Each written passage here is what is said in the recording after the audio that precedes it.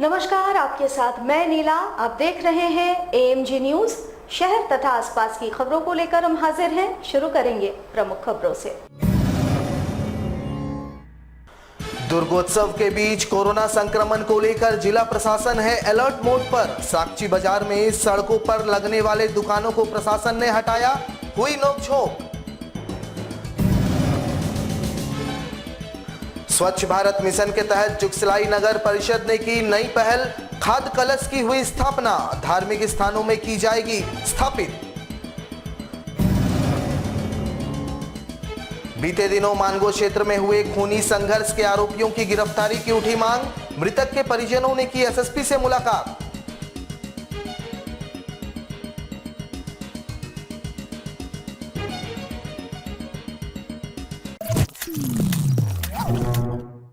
अब खबरें विस्तार से। कोरोना को लेकर जिला प्रशासन अलर्ट मोड पर है। वैसे हिंदुओं का सबसे बड़ा पर्व दशहरा भी शुरू हो चुका है। एक तरफ कोरोना का खौफ तो दूसरी तरफ दुर्गा पूजा की तैयारी। इन सबके बीच जिला प्रशासन हर स्तर पर सामंजस्य स्थापित करने में जुटी है। केंद्र और राज्य सरकार की ओर से जारी गाइडलाइन का पालन कराने को लेकर जिला प्रशासन पूरी तरह मुस्तैद दिख रही है। इधर दुर्गा पूजा को लेकर बाजारों में रौनक बढ़ने लगी है। शहर के बाजारों में पूजा की खरीदारी को लेकर भीड़ लग रही है। इसको रोकने के लिए जिला प्रशासन के द्वारा सख्त रुख अपनाया जा रहा है। वैसे प्रशासन के सख्त रुख को देखते हुए दुकानदारों ने विरोध कर दिया है। मामला साक्षी थाना क्षेत्र के साक्षी बाजार का है, जहां फुटपाती दुकानदार एवं पुलिस के बीच नोकझोंक हुई। पुलिस का कहना है कि इससे कोरोना के फैलाव होने का खतरा बढ़ सकता है, तो दुकानदारों का कहना है कि आखिर हम कमाने के लिए क्या करें। वहीं खरीदार मानने को तैयार नहीं। ऐसे में जिला प्रशासन के समक्ष बड़ी चुनौती आन पड़ी है। फिलहाल प्रशासनिक सख्ती को देखते हुए दुकानदार ही बैकफुट पर है, लेकिन आने वाले दिनों में अगर यही रवैया रहा तो निश्चित तौर पर फुटपाती दुकानदार और प्रशासन के बीच तनाव बढ़ सकता है। हम लोग कार्रवाई क्या कर रहे हैं, रास्ते को साफ करा रहे हैं। हाँ, रोड में जाम हो रहा था, उससे बीमारी बढ़ता है। इसी के चलते हम लोग रोड को क्लियर कर रहे थे। रास्ता क्लियर हो रहा था और क्या हो रहा था। क्या आम जनता के आने जाने को बीमारी होगा, किसी का चैन छिनाएगा, मोबाइल छोड़े यहाँ ये क्लियर करना, पूरा रास्ता का पूरा बाजार क्लियर करना। अब वाटर लाइन में हम लोग कपड़े की दुकान लगाते हैं। यहाँ पर छोटे मोटे व्यापारी हम लोग कलकत्ता थोड़ा बहुत माल लाते हैं, 5 से 10 हज़ार का माल लाते हैं, तो हम लोग यहाँ पर थोड़ा सेल करते हैं। उससे 200-400 रुपये बच जाता है, हम लोग का परिवार चल जाता है आराम से। हम लोग इतना कमा लेते कि 2-4 हम लोग का परिवार चल जाता है यहाँ पर से। 8 महीने के बाद दुकान खुला है, 6 महीने के बाद फुटपाथ में हम लोग थोड़ा सा पूजा का माहौल है, और बाजार तो सबके मालूम है कि पूजा नहीं हो रही तो उसके लिए बाजार भी नहीं है, लेकिन जो भी दाल रोटी पर चल जा रही है हम लोग का। पुलिस क्या कार्रवाई की? यहाँ पर कार्रवाई क्या है कि बोलते हैं कि ये रास्ता है, रोड साफ करो। हम लोग तो आज से 20 साल से 22 साल से लगा रहे हैं, हम लोग दुकान लगा रहे हैं। हम लोग किधर जाएंगे? हम लोग तो कोई नौकरी वोकरी नहीं है, हम लोग तो यहीं लगाते हैं दुकान। पर्यावरण संरक्षण व स्वच्छ भारत मिशन के तहत जुगसलाई नगर परिषद के द्वारा एक नई पहल खाद कलश की शुरुआत की गई। इस दौरान नगर परिषद के कर्मचारियों ने धार्मिक स्थलों का भ्रमण कर विभिन्न स्थानों में इस कलश की स्थापना की। प्रत्येक दिन पूरे देश में 8 लाख टन पुष्प पूजा अनुष्ठानों में चढ़ाया जाता है, जिसे पूजा उपरांत विभिन्न जल स्रोतों में प्रवाहित किया जाता है। प्रवाहित पुष्प, बेलपत्र व अन्य पूजन सामग्रियों में सिंदूर की मात्रा होने की वजह से जल प्रदूषण के साथ साथ जलीय जीव जंतु और मनुष्य के लिए भी काफी हानिकारक होता है। इसे ध्यान में रखते हुए जुगसलाई नगर परिषद की ओर से पर्यावरण संरक्षण के साथ साथ स्वच्छता के दृष्टिकोण से खाद कलश की शुरुआत की गई, जिसे जुगसलाई नगर परिषद के विभिन्न पूजा पंडालों व धार्मिक स्थलों में स्थापित किया गया। जानकारी देते हुए जुगसलाई नगर परिषद की कर्मचारी सोनी कुमारी ने बताया कि इस खाद कलश को दुर्गा पूजा पंडाल समेत विभिन्न धार्मिक स्थलों में स्थापित किया जा रहा है, ताकि फूल पत्ती व अन्य पूजन सामग्रियों को श्रद्धालु इस कलश में डाले और नए सिरे से खाद का निर्माण किया जा सके। उन्होंने बताया कि वायु, जल, थल संरक्षण के उद्देश्य से इस अभियान की शुरुआत की गई है।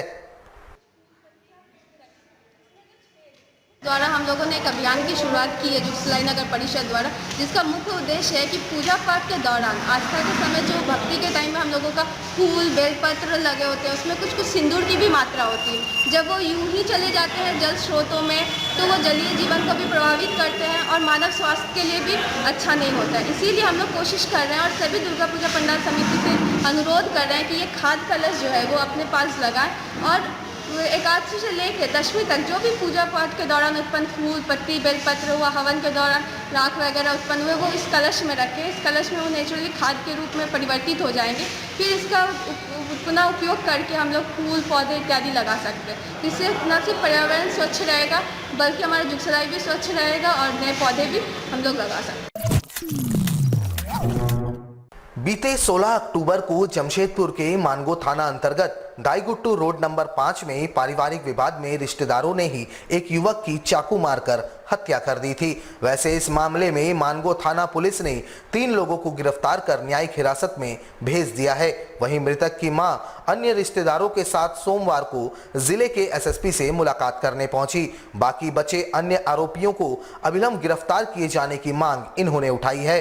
मृतक की मां आशा देवी ने बताया कि मानगो थाना पुलिस भाजपा नेता नंदलाल गुप्ता को बचाने का प्रयास कर रही है। उन्होंने बताया कि नंदलाल गुप्ता उनके बेटे की हत्या का मुख्य साजिश करता है और वही बस्ती में खुलेआम घूम रहा है। बावजूद इसके पुलिस उसे गिरफ्तार नहीं कर रही है।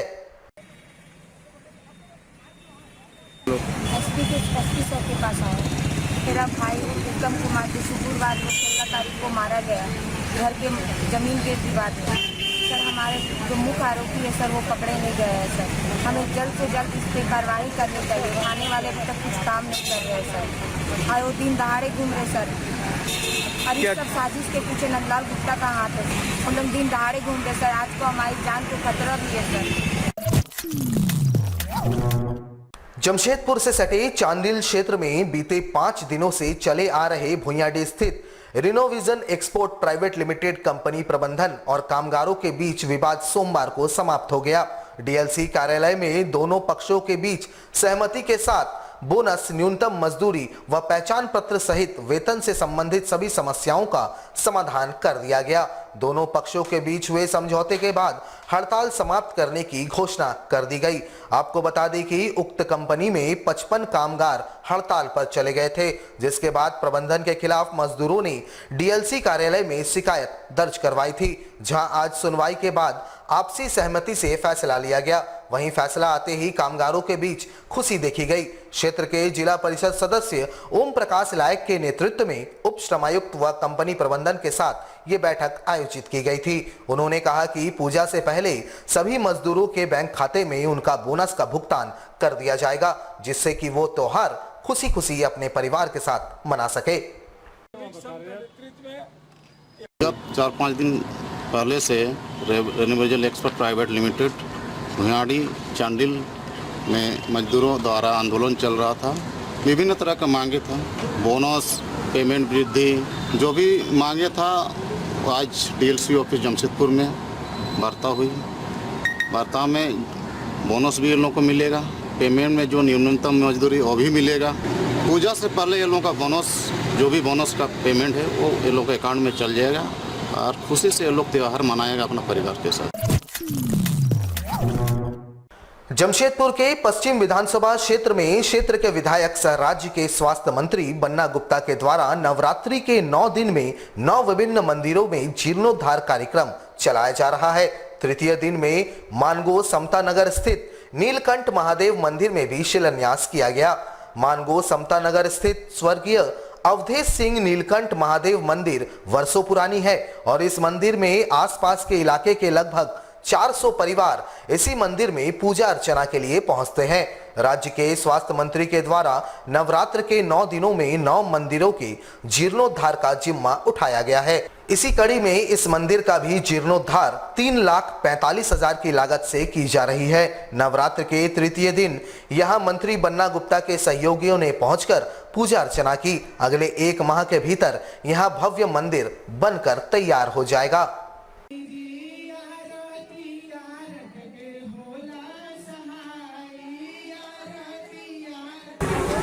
इस मंदिर का नाम है स्वर्गीय अभय सिंह नीलकंठ सिंह मंदिर, नीलकंठ महादेव मंदिर नाम है इनका। ये काफ़ी समय से अधूरे अवस्था में था, जिसको चुनाव पूर्व बन्ना गुप्ता ने पूरा करने का वादा किया था। आज उसका हम लोग शिलान्यास करने आए हैं। 15 दिन 1 महीना में ये मंदिर पूर्ण हो जाएगा। जमशेदपुर तथा आसपास स्थित इलाकों में बसे कंपनियों को समय से कर्मचारी को बोनस के भुगतान का निर्देश जिले के उप श्रमायुक्त ने दी है।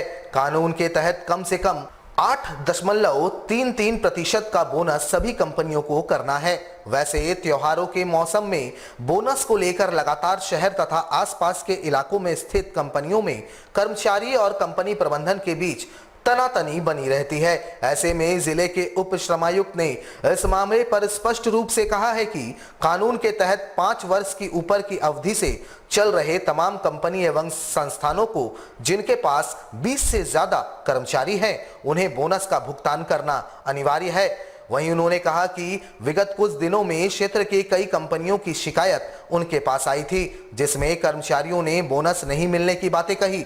इस पर उनके द्वारा कंपनी प्रबंधन के साथ वार्ता की गई और सभी को समय से बोनस भुगतान करने का निर्देश दिया गया। वहीं उन्होंने कहा कि अगर कोई कानून के विरुद्ध चलकर बोनस का भुगतान नहीं करता है तो कानून सम्मत उन पर कार्रवाई भी की जाएगी। भुगतान अधिनियम 1965 में स्पष्ट प्रावधान है कि सभी फैक्ट्रियों को बोनस भुगतान करना है। जो भी प्रतिष्ठान जो 20 से ज़्यादा कर्मचारी रखते हैं उनको बोनस भुगतान करना है। हाँ, ये कंडीशन दिया हुआ है कि यदि आपका प्रथम 5 वर्ष वित्तीय वर्ष ही हुआ है, आप घाटा में हैं, तो आपको यदि प्रॉफिट हुआ है तो ही भुगतान करना है। लेकिन 5 साल के बाद आप कानून के हिसाब से बाध्य हैं कि कम से कम 8.33% भुगतान बोनस के रूप में करें। आती रहती है, हम लोग सभी को परामर्श देते हैं कि यदि आप भुगतान नहीं करेंगे तो कानूनी कार्रवाई हो सकती है, क्योंकि आप कानूनी रूप से बाध्य हैं बोनस भुगतान करने के लिए। वैसी जरूरत नहीं पड़ता है, अधिकतर लोग भुगतान करते हैं यहाँ पर।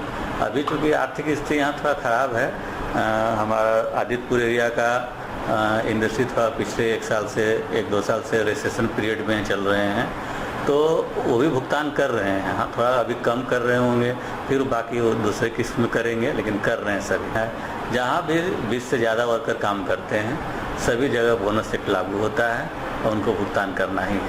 सिर्फ ये स्कूल इसमें से बाहर है, और यदि नॉन प्रॉफिटेबल संस्था कोई है तो उस अधिनियम से बाहर है।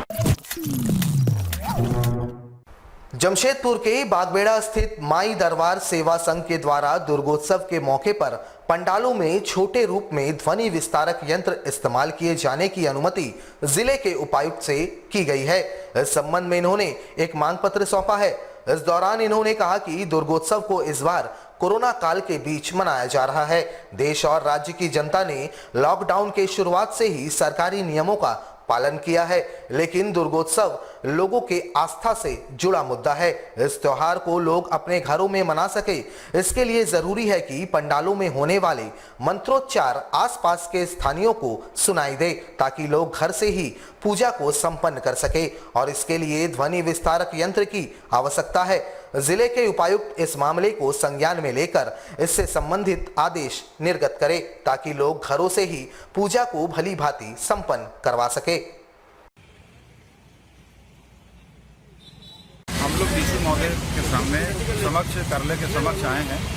माई दरबार सेवा संघ के माध्यम से माताओं बहनों की बातों को रखने आए हैं कि जो हमारी माताएं बहनें व्रतधारी हैं, आम जनमानस है, इस वैश्विक महामारी में भी घरों में रह के पूजा पंडालों के माध्यम से ध्वनि विस्तारक यंत्र लगाने की अनुमति डीसी साहब महोदय दें, ताकि वो घर में बैठ के भी पंडित जी के द्वारा माता की स्तुति जो है वो सुन सके, और पूजा का माहौल जिस तरह से पूजा का माहौल बने वो बना रहे। और डीसी महोदय से हम लोग चाहते हैं कि इस वैश्विक महामारी में सभी पंडालों के द्वारा अपनी अपनी सुरक्षा का इंतजाम भी किया गया है। जैसे कि बागबेड़ा की हमारी इकाई है, उन्होंने भी सैनिटाइजर मास्क की व्यवस्था भी की है, और इस ध्वनि के माध्यम से कम एक वातावरण भी बनेगा, और छोटे स्तर से ही हो लेकिन जरूर हो। हम लोग ये मांग डीसी महोदय को रख रहे हैं। जमशेदपुर के परसुडी में 15वें वित्त आयोग के तहत क्षेत्र में व्याप्त जन समस्याओं को जिला परिषद सदस्य द्वारा दूर किया जा रहा है, जहां लगभग 8 पंचायत में 15 लाख की लागत से सड़क के निर्माण कार्य का शिलान्यास किया गया। पिछले कई दिनों से फंड की कमी के कारण क्षेत्र की मूलभूत समस्याएं जस की तस बरकरार थी। 4 महीने पहले फंड निर्गत होने पर क्षेत्र के जिला परिषद सदस्य राणा डे ने परसूडी के 8 पंचायत क्षेत्रों में शिलान्यास कर सड़क निर्माण कार्य में तीव्र गति प्रदान की। वहीं जानकारी देते हुए उन्होंने बताया कि 5 सालों में पहली बार फंड उपलब्ध हुआ है।